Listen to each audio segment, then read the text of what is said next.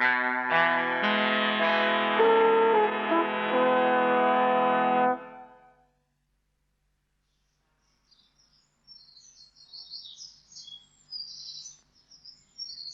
Frank, in her diary, June the 6th, 1944. Would the long-awaited liberation, which still seems too wonderful, too much like a fairy tale, ever come true? Could we be granted victory this year, 1944? We don't know yet, but hope is revived within us. Now more than ever, we must clench our teeth and not cry out. The people of Holland had lived under Nazi occupation for 4 long years.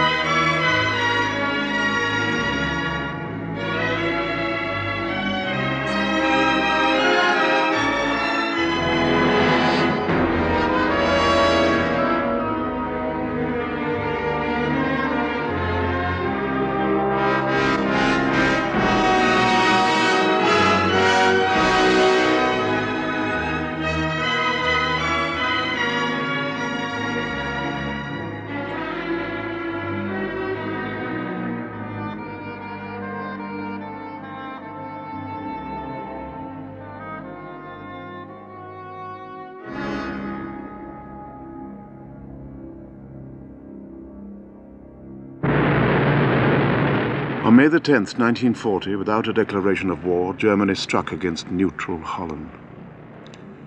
Paratroopers and panzers overpowered the Dutch peacetime army with its obsolete weapons.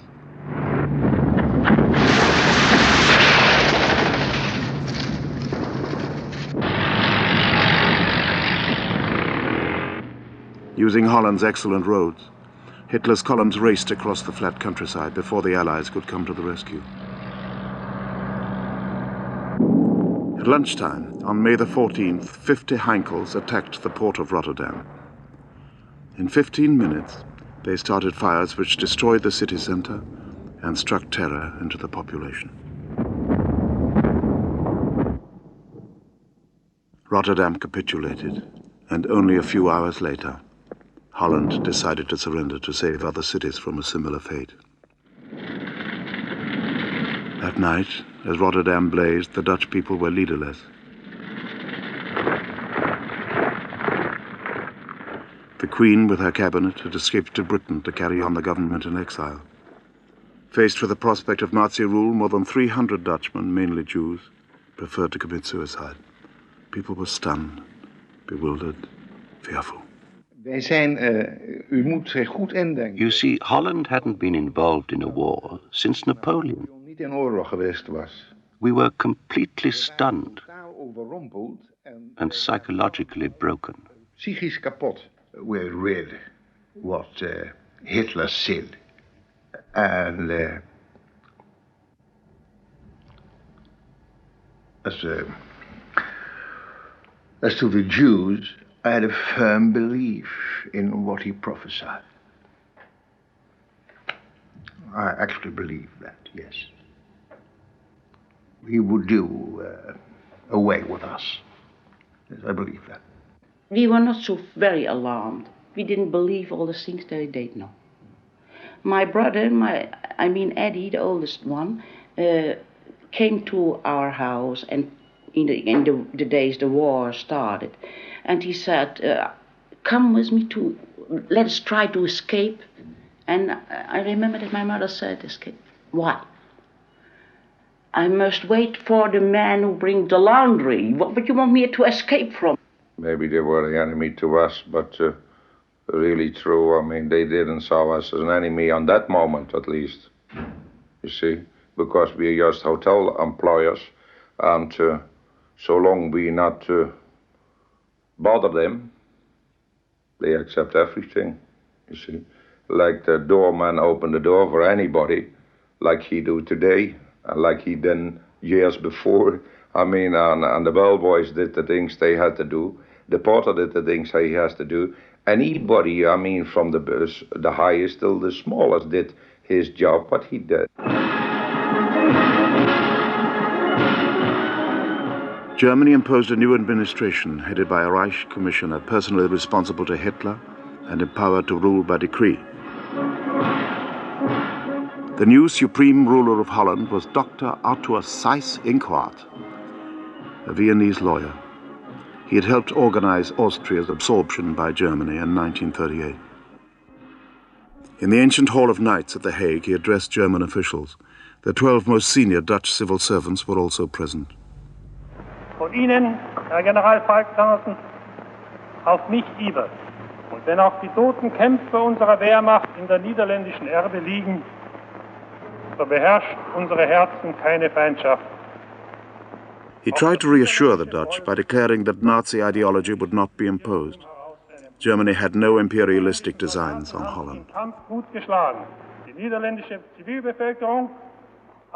Dutch laws would remain in force until further notice. Seyss-Inquart made it clear that the country would still be administered by Dutch civil servants. Anyone who wished might resign. Few were to do so.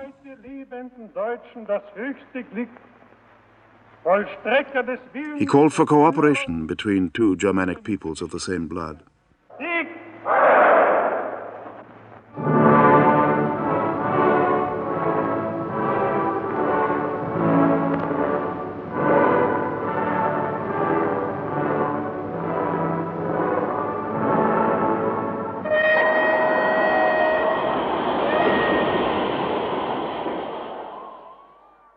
As a conciliatory gesture, Hitler ordered the release of all Dutch prisoners of war.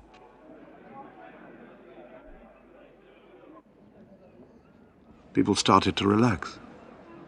The Germans promised to maintain living standards and to cure unemployment. The occupation might not be so bad after all.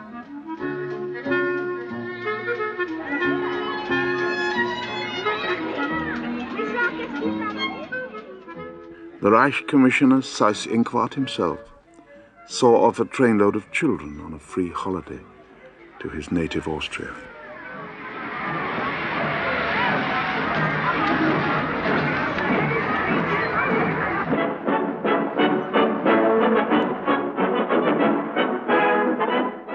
For the Dutch Nazi movement, the NSB, this was a moment of jubilation as they gathered to welcome the invaders. The NSB had been holding rallies here in Luntunen for years, but now for the first time, instead of protesting against the regime, they were its champions. The NSB membership quadrupled to 80,000, although still only 1% of the population belonged. Like Hitler's Nazi party, the NSB was born of the economic depression, fear of Bolshevism, and the promise of a revived Europe. It stood for order, discipline, and an authoritarian state.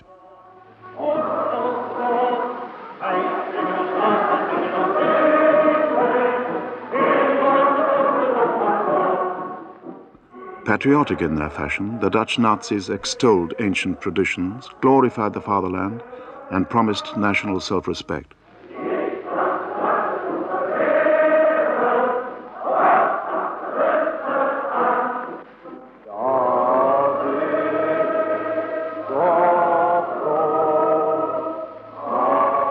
Saluting the Dutch flag and singing the national anthem were part of the ritual.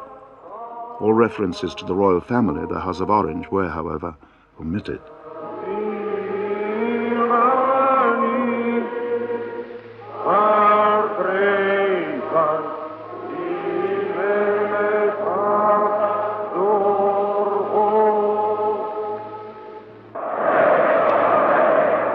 Anton Mussert, the NSB's leader, was an engineer with an outstanding record in the civil service. He saw this as the moment for the rebirth of the Netherlands as a great power. Mussert molded himself on Mussolini. Hitler was the Messiah, sent to save Europe. Kameraden en volksgenoten, wij zijn ons in al die jaren gelijk gebleven. Zo wij waren in 31, zo waren we in 33, in 35, in 37, in 39.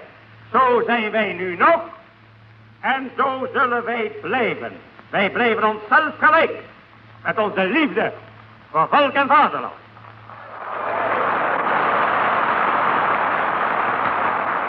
De Germaanse stam heeft vele noten. Op een na de sterkste kunnen wij vormen, indien wij zijn gesneden uit het hout dat nodig is om straks te laten zien dat een Nederlands volk nog marcheren kan. Wel beschermd.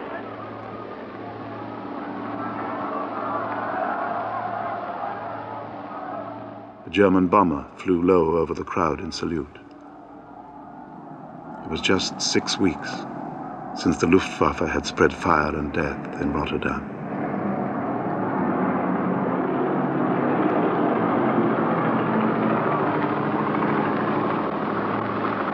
En nu, acht gij u in oorlog met Duitsland, ja of nee?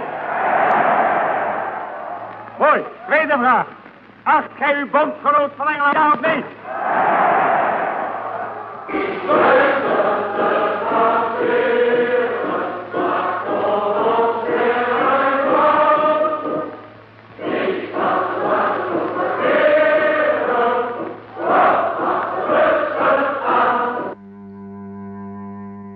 But there was another Holland. Astonishingly, on Prince Bernhard's birthday, only 1 week after France had fallen, thousands of ordinary Dutchmen spontaneously demonstrated their defiance. Soldiers saluted as people sang the Orange Anthem and placed white carnations, Bernhard's favorite flower, on national monuments.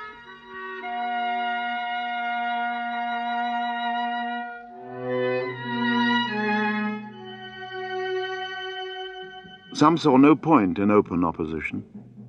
A new German-approved political organization, the Netherlands Union, was formed to unite patriots in loyalty to the occupying power. With most other parties gagged, it seemed to be a respectable alternative to the NSB. 15% of the population joined.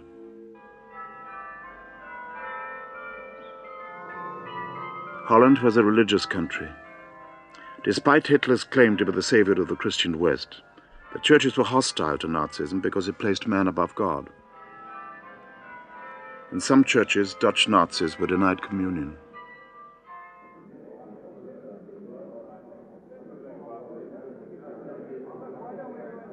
Everyone had to be fingerprinted and photographed and registered.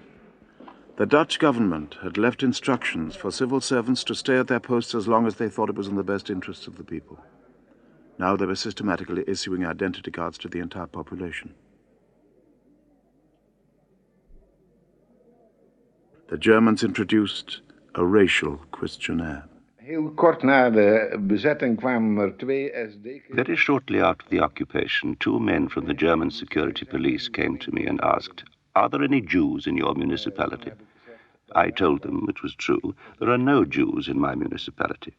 But that was my first mistake. De eerste fout die ik gemaakt heb, want met het beantwoorden van... Because by answering that question, you accept racial discrimination. And you had to fill in a form. One passage was if you had any Jewish grandparents. No, I had none, so I said no. And you went home and didn't realize that you helped cornering the Jews and making them vulnerable and bringing them in a position where they could later on be transported and gassed. You didn't realize. After a year of being politicized a little bit better, you got more recitations on what such a declaration really meant. But the first impression is your age, your address, grandparents from Jewish origin, no, okay. See, it is so, it was a process, step by step, the process of infiltration of this Nazism in the society was there. All Jews were dismissed from public office. The Germans began to segregate Jews from other Dutchmen. They were banned from cafes and parks.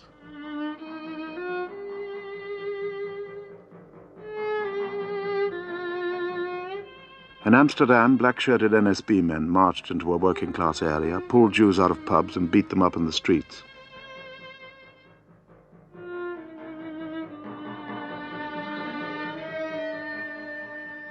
Jewish self-defense groups fought back. A Dutch Nazi was killed, a Gestapo man injured.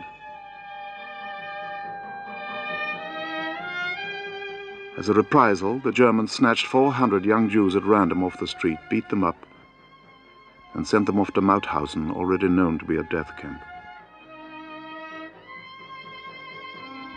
A communist street cleaner, Piet Nak, following his party's instructions, stood up in the street and urged Amsterdammers to protest. Nou, wat mij bezielde was voor mij persoonlijk dan indirect. What drove me personally, but I think all the other people too, we were filled with an overwhelming hate. We'd never seen anything like that in Amsterdam. Lots of people, just because they were Jewish, men, women and children. There were no exceptions. Joods zijn. En dat people just arrested and beaten up. You see, well, what would you do if you saw someone in the water? Dus je... Of course, you dive in and get him out. You don't ask if the water's clean or dirty. You are filled with anger. There was nothing we could do but go on strike. I wouldn't have known what else we could do. There was no other way. Dat we anders hadden moeten kunnen gaan doen.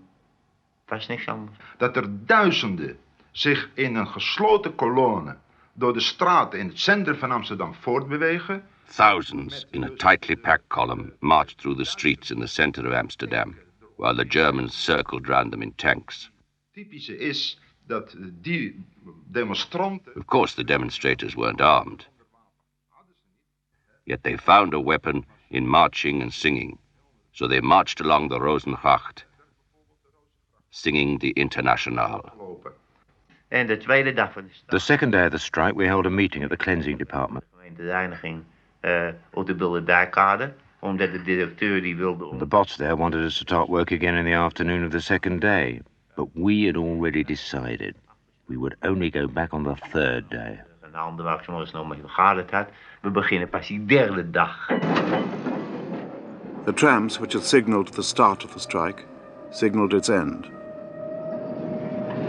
The Germans had shot down 9 people to continue what had been a bloodbath. For 48 hours, workmen, shopkeepers and businessmen had staged a unique strike in defense of the Jews.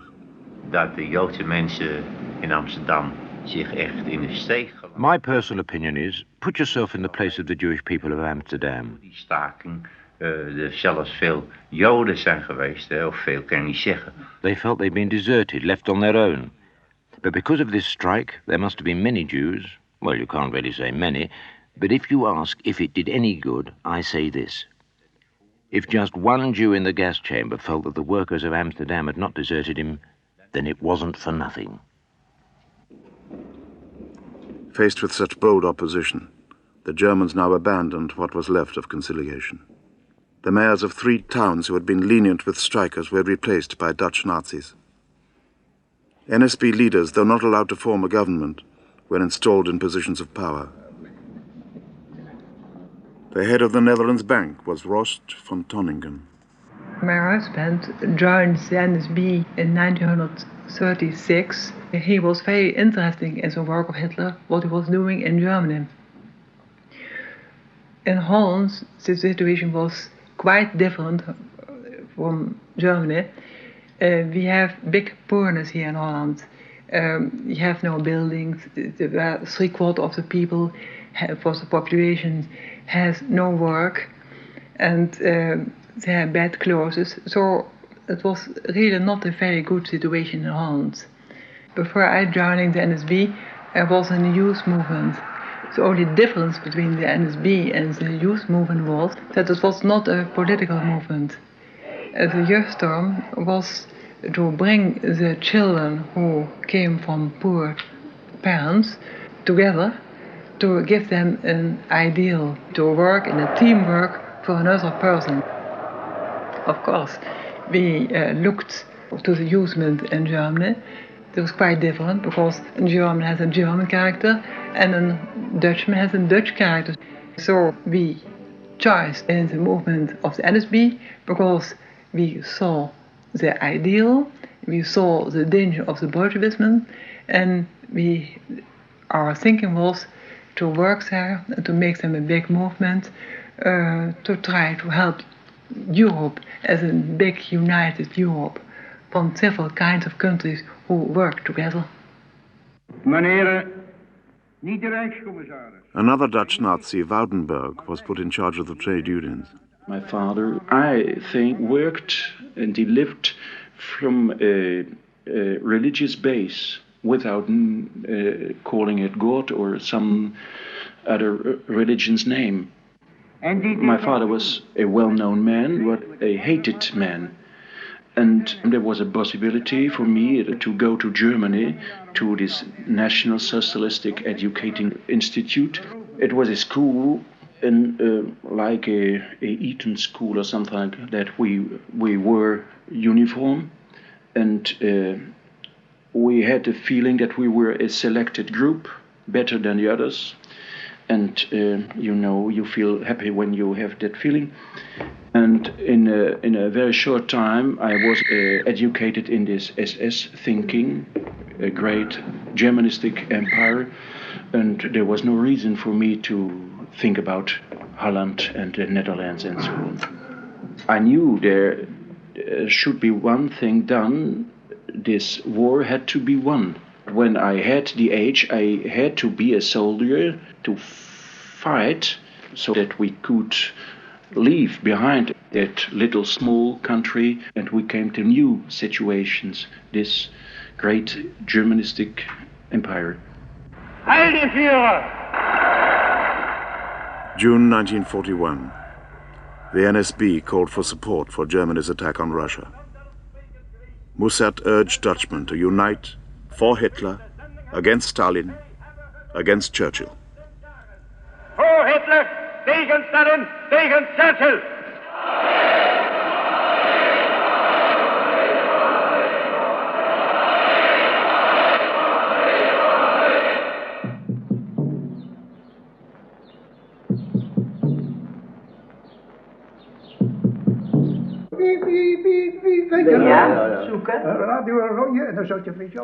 First it would start, beep, beep, beep, and Radio Orange, and there you were, sitting in the dark. You could only have a little light, a candle or something, and we would listen. Hundreds of thousands risked arrest to listen to Dutch broadcasts from London, their only trusted source of news. The radio urged patriots to daub up signs, OZO, Orange will win, and V for victory. Goebbels started a not very convincing counter-campaign. V stood for German victory on all fronts. Early in 1941, we decided to start a political cabaret. We looked in all the gramophone shops in London for old Dutch records, because we used the tunes of these records and put new words to the tune, so that every Dutchman could whistle the tune, and then every other Dutchman knew, oh, he has heard that from Radio Orange. En lijkt het nieuws soms wat me naar, nooit zien wij te zwaar, denk er maar naar regen, komt altijd zonneschijn. En na deze donkere tijd van willekeur, van schande en terreur, zal er een dag van vreugde en van weerzien zijn. Wij zijn trots en vol moed, want het volk van Nederland houdt zijn voet. Het kleine Holland weert zich dapper als een reus. Het is oranje, blijft oranje, is de leus. Voor u, voor mij en voor de watergeus. There were two boys who came over to England in a canoe. And they were introduced to me, and they realized all of a sudden who I was. And they looked at me in such a strange way. And they said, is that you? There's this girl, there's this voice? And I said, yes. And they said, may I touch you? And I said, well, certainly. They were, something happened, something strange. And all of a sudden I realized what I meant, not I, but what this voice and the whole thing we meant to do with it, what happened in occupied country.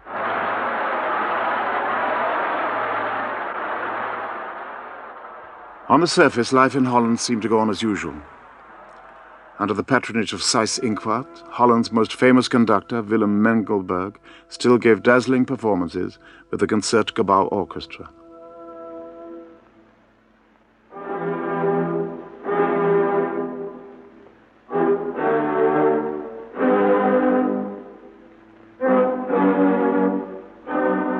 But all the time, the Germans were steadily tightening their grip. By 1942, the invaders began to fortify the coast. They evacuated resorts where people had holidayed only 2 years before. The Germans conscripted more and more workers for forced labor. Those who resisted, they imprisoned and shot.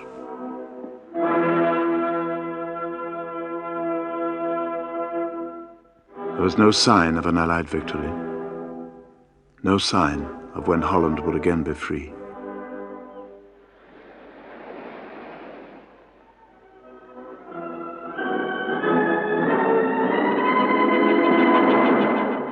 German promises not to impose their ideology were now forgotten. All performing artists, writers and painters had to join Nazi-controlled cultural guilds. Only music approved by the censors could be played.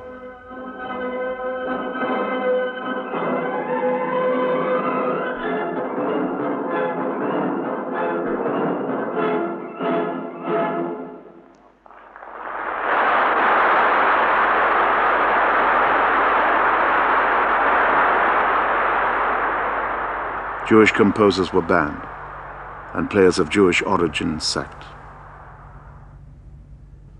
Slowly, resistance was organized. Weapons and explosives for sabotage. An underground press printed and distributed at terrible risk. The few thousand men in resistance groups became Holland's conscience. Ik weet in de polder een huisje te staan, verborgen door bloemen en struiken. The illegal papers urged people not to attend German-sponsored all-Aryan sports meetings. But attendances rose. People wanted to escape the war. Ik maai en ik schaai er zo'n beetje en zoen in het klompenhok Geetje. Geetje, wat ben je toch mooi.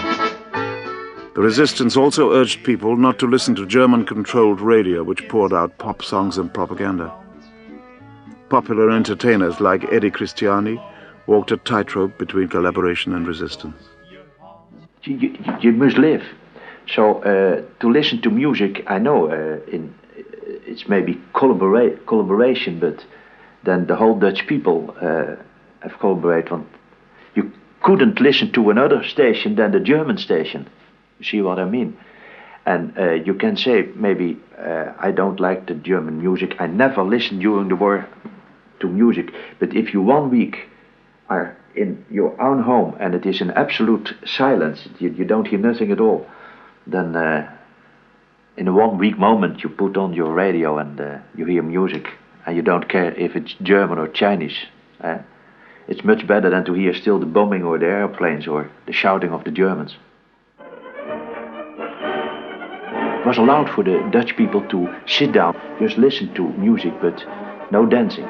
It was also forbidden to make show with your orchestra. It was not allowed for a trumpet player to play a muted trumpet. You see, with let's say Duke Ellington, to crawl. It was forbidden for a trumpet player or for a saxophone player to make a movement with his instrument, like swaying. It was forbidden to play to play a higher note than a C, a written C, because it was all Negro music, and they say in Germany Negro music was music of the devil, and we are now a cultivated people, and so were the Germans. So we have to play proper, cultivated music. In that time, of course, you had some officers who were looking for nice girls. I mean, today you have customers in the hotel who are looking for nice girls. If they want some nice girl, you could find some nice girl. I still can find some nice girls today for them, if they ask for it, you know. But I must say, there was, he was, how do you call it? He had his office at the Museum Square, and he was, you may say, town commander of Amsterdam. And he was a guy, you know, I mean, today they would say a playboy, you know, but he was then a German playboy in uniform. He had his own 2 seats in one of the cinemas in the city theater, and Later on, I have been many times to the city theater with his card, you know, because those seats was not allowed for anybody to sit down, but two employers, so like me, youngsters, you know, sat down there, you know, an invitation of the commander. So we had fun about it. One film which had to be shown in every Dutch town was The Eternal Jew. Dieren trekken sedert de aarde bewoond is als parasiet mensen mee. Hun baker ligt in Azië. Vandaar komen ze in reusachtige scharen via Rusland en de Balkanlanden naar Europa. Tegen het midden van de 18e eeuw zijn ze reeds over heel Europa verbreid. In het laatst van de 19e eeuw maken ze van het toenemend scheepsverkeer gebruik om ook Amerika in bezit te nemen. Waar ratten opduiken, brengen zij dood en verderf in het land, vernietigen zij menselijk eigendom en levensmiddelen. Zij verbreiden ziekten, pest, lepra, tyfus, cholera. Ze zijn vals, laf en wreed en treden meestal in grote troepen op.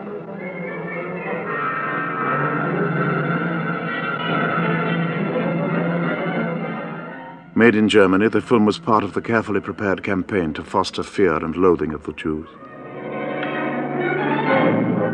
Hier in de tweede en derde generatie heeft de assimilatie haar hoogtepunt bereikt. Wat een uiterlijke schijn betreft proberen ze het gastvolk na te apen. Volken zonder instinct laten zich door deze misschien misleiden en beschouwen de Joden inderdaad als hun gelijken. Daarin ligt het ontzettend gevaar. In each occupied country, the film's message was sharpened by inserting local material. Want ook deze geassimileerde Nederlandse Joden zijn en blijven vreemde elementen in het organisme van hun gastvolk, hoeveel zij er uiterlijk ook op mogen lijken. The Germans were now putting into effect their plan to destroy all the Jews in Europe. The local population had first to be won over to cooperation, or at least to acquiescence. There were 140,000 Jews in Holland. In May 1942, they were ordered to wear the Yellow Star of David. By that autumn, they were being rounded up and on their way to concentration camps. It was forbidden for Jewish people to go to the movies, to go to the parks, to go to anything. But my brother discovered that it was for a long time possible to rent a boat and do some sailing on the Amstel. And one Saturday, a little boy fell in the water, and immediately my brother jumped after the boy and brought it out. And that was the son of a fascist living in our street. And the mother of that little boy was very, very thankful to that Jewish boy who saved her only child. And she said to him, if I ever can do something for you, then come to my house. And he went away, but he was not yet downstairs. Immediately he went back, and he said, you said something, maybe I can use that. Please write me a note that I saved your son. That's the only thing I ask you. She said, oh yes, I do that for you. And I remember her letter, wherein she wrote that boy saved her only child, with German greetings, Heil Hitler, she wrote under that letter. And I remember my mother, she was so mad at him. She hit him, she said, you're crazy. Why did you did that for? Now they know your address, and maybe they're coming tomorrow. She didn't realize they had all the addresses. And, well, one day we were actually held, all of us, and were brought to the theater. There were tables and there were people writing things, and there were sex, and it was terrible. But anyhow, there was that man looking at us, is that your family? All right. You can go home, all of you. And this was really unbelievable. To walk on the street again at 6 o'clock in the morning, to be free again. But for the first time we were absolutely safe. We were in their hands and they sent us home. And we were tired, but we never go to bed. No, my mother made coffee and we felt so safe, yes. They hold us from our house, you know how many times? 11 times. They played that game from cat and mice with us. We know exactly how it went. When the man came, He sent us home.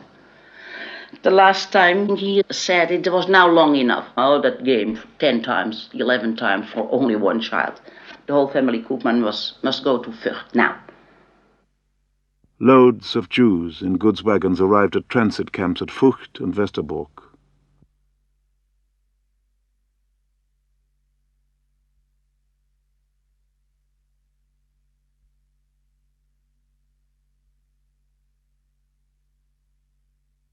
Their names and papers were checked by clerks, some of them themselves Jews. Then they were sent east, supposedly to be resettled, in fact to be gassed and cremated in Sobibor and Auschwitz. The resistance called for strikes and sabotage. Railwaymen and police, under German control, did not respond. The trains ran on time. Of Holland's 140,000 Jews, 105,000 perished. I came there on the platform and there were 24 people. Young and old, ladies, children, men, chained together in an iron chain. And they were, of course, transported to Germany to be gassed. 4 Germans were there, 3 at one side as Tommy guns and 1 on the other side. The group. I was alone. It was 12 o'clock. You were in the midst of a city on a railway platform. What could you do? If I could, by surprise, shoot down the 3, the other man was there with my pistol, I was helpless. But even when you got all 4, what can you do with 24 people who are all linked together in the midst of the day after a shooting party in a place that's crowded with Germans? So you walk away, and that is absolutely terrible. And if you have that experience, you have a new stimulus to risk yourself for the few possibilities we had. I stayed for a long time in Vught, till the last Jewish prisoners. I stay in Vught, and well, you see, Maurits, the boy who tried to save us, must leave me, which was terrible. My parents after 4 weeks, but he after 9 months. We stayed together, and he took care of me like my father should have done, or my husband. I had not a husband at the time, but it was touching the way he tried to take care of his sister. He worked in the night, and he is very left-handed. He tried to sing for other prisoners just to get a little bit more food, and that dreadful food, for his sister. And after 9 months, he had to go. And I should have gone with him. But it was not allowed, because I had roodvonk, I don't know, scarlet fever. I had that. And it was one of the dirty thing of the Germans. When you were sick, you couldn't go to the gas chamber. No, first you had to recover. They gave you the illusion nothing happened, because they don't send you on a transport when you are sick. So I had to, my brother, he came to say goodbye to me. And I was looking at him and I was thinking, for heaven's sake, he can't go not in these poor clothes. And he was small, you see. And I gave him one of my jackets, and I was thinking, it's closing the other way around, but who cares? And I gave him a pair of my boots. And I looked at him when he walked away from the barrack to his back, and on his back he looked like me. And I was sure I never will see him again. I was sure. We failed as a nation. We didn't make one milieu with the Jews. We did that, a part of the group did it, of the Netherlands, far too late. We had been neutral in the First World War. We thought we should be neutral in the Second World War. All this stupid nonsense. And then having a sense of protest isn't the same thing as translating it to relevant action.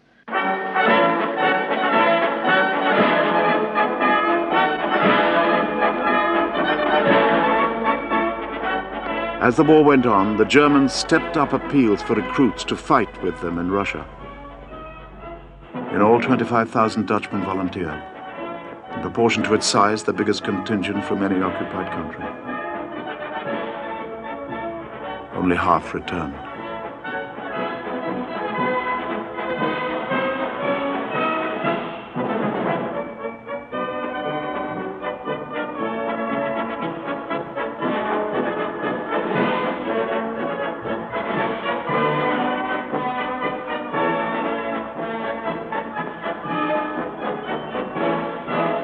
At the same time, German decrees forced able-bodied men to report as conscript labor to work in German war factories.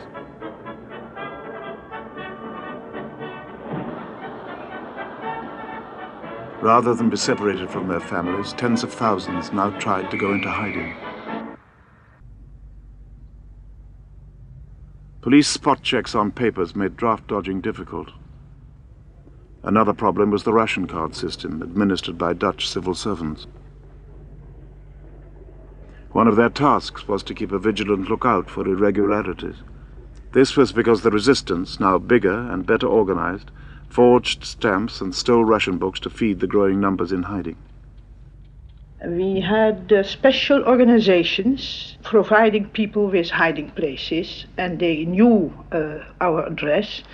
So when they had somebody who had to be hidden at once, they knew they could always bring them to us, because we always had 2 sleeping places reserved for such urgency cases, you see. And most of the time there were people who didn't stay long, sometimes for a weekend, and then in the meantime they tried to find another safer place for them where they could stay. In a small room, I think, well, some 4 yards, 5 yards, with 9 people, I think, sometimes 11. And people from other surroundings. And we hadn't to do with single thing, peeling potatoes, that kind of thing you could do. Reading books from the Christian library. I played chess with my wife. I studied chess with the books my friends sent from Amsterdam. But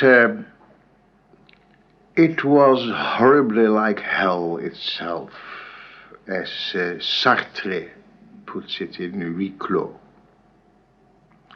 Sitting together with people who you get to dislike more and more every minute of the day, with all tensions, and only one way of escape is going to sleep. Well, early in the morning you went to the bureau. We had a Bible Institute as the bureau. It's very good, because we were hiding all our explosives and weapons behind the library of the Bible Institute. And then at 9 or 9:30 you had to be there, and not later, for that would already be, uncertainty in the group. Where is he?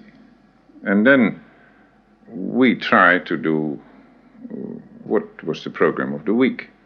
The RAF dropped plastics, so we got such a plastic bomb and found a beautiful German lorry and put it in, and you have to destroy something inside that bomb, and then in half an hour's time it will explode. Now, we had no training in that, and we didn't press too fast, and after 3/4 of an hour, it still didn't explode. So we went back to the bureau we had and made another bomb and pressed that a little bit better, and it was a little bit risky to put it in, because if the other one would trigger off just by a little movement, well, I couldn't tell you the story then, but it didn't. And half an hour later, the 2 of them went together, and it was real fire. You need some joy to go on, because we had other days also, when some of the friends would never come back. waren in Nederland verschillende illegale bladen. There were several illegal newspapers in Holland.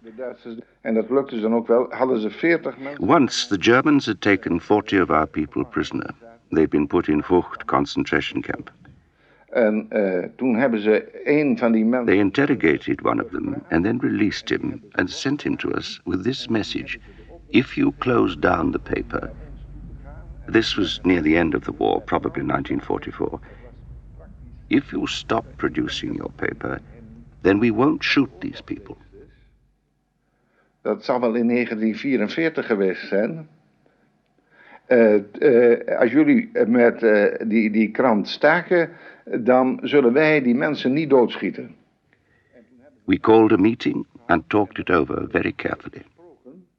En toen zijn we tot de conclusie gekomen, we gaan toch... We reached the conclusion that we had to go on.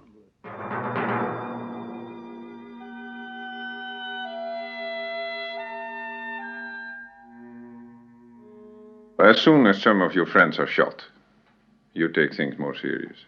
If you know that this man is penetrating in the underground forces, and you can't shoot him and save so many lives, it is terribly difficult and terribly responsible.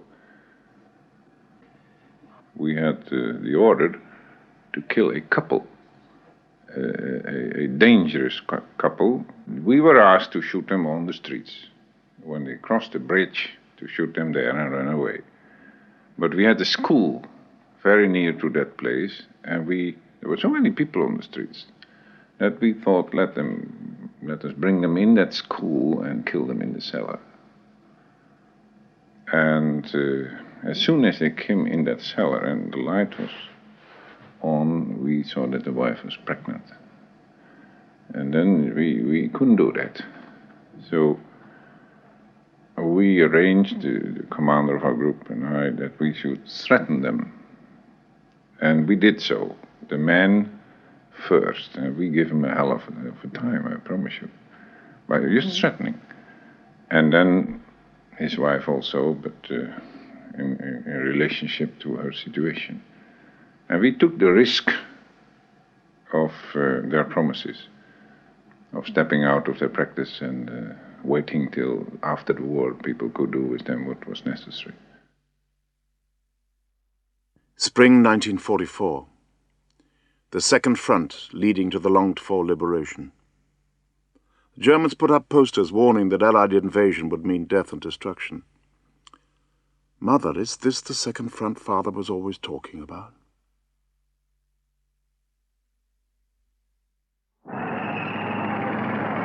But the invasion came, and by the autumn of 1944 the Allies were racing north.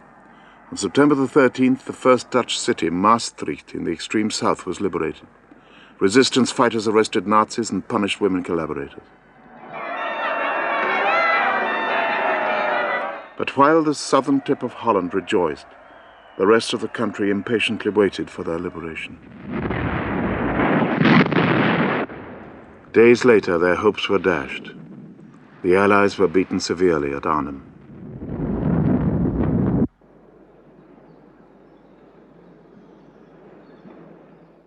The Dutch government in exile called for a railway strike to deny supplies to German armies. Railwaymen who had hesitated before now came out in force, bringing all transport to a standstill. The Germans retaliated by cutting off all supplies of fuel and food to cities in western Holland. Soon people were scavenging along silent and deserted railway tracks for bits of coal. Shops ran out of food. Prices soared on the black market. People kept alive by eating tulip bulbs. Despite the privations, the strikers held firm.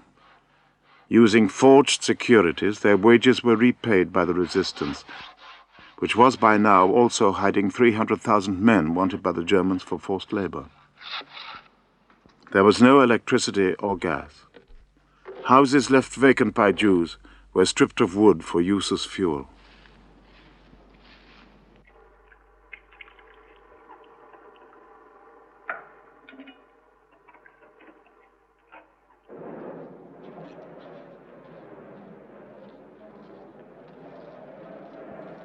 As the winter got worse, the Germans relented and allowed emergency soup kitchens.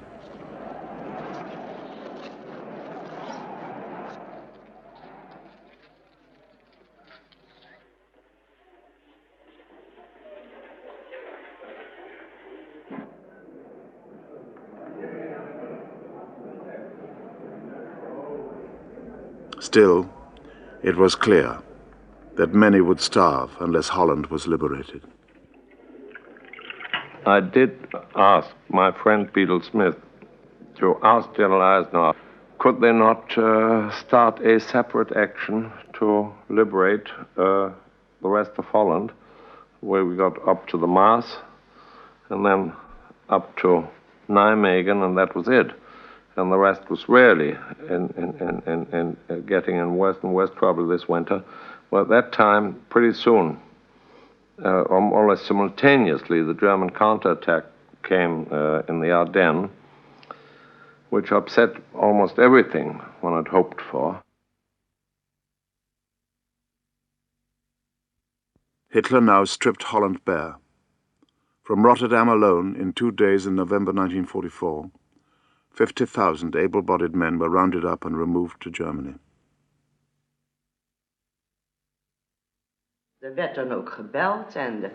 When the doorbell rang, there were 2 Germans.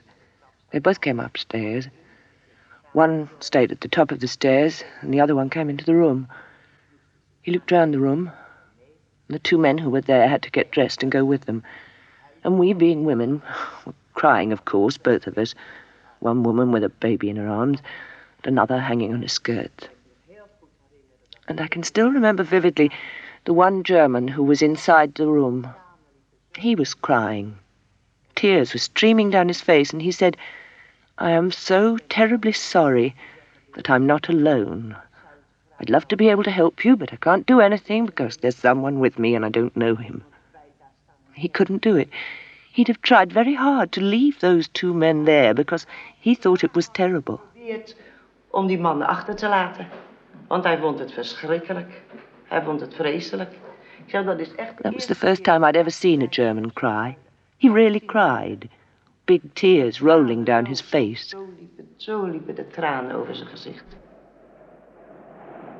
That winter, 16,000 Dutch men, women and children died of cold and hunger.